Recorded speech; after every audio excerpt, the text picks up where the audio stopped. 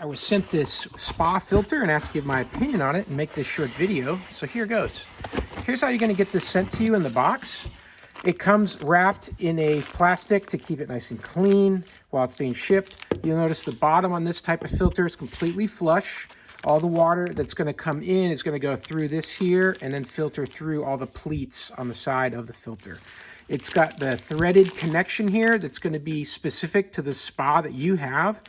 This is useful on the AquaTerra and the fantasy spas. It comes shipped as a 1-pack.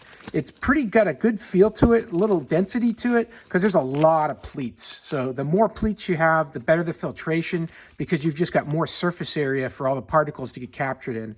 It's got a nylon string here as well. It makes it easy to pull it up and out when you're ready to change it. And like I said, these are glued in here on both ends with a lot of pleats. So it's very, very well constructed. It's got a lot of mass to it. You can feel that this is going to do a great job for filtering your spa for quite some time.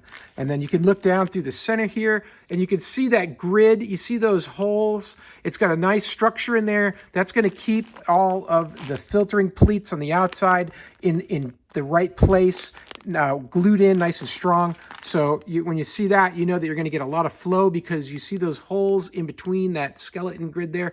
That's going to allow a lot of water to flow through, and it's not going to put too much pressure on your pump.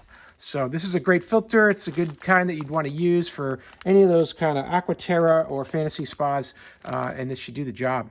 Hey, I hope this video was helpful, and I hope this information was useful to you. And as always, I hope you have a great day.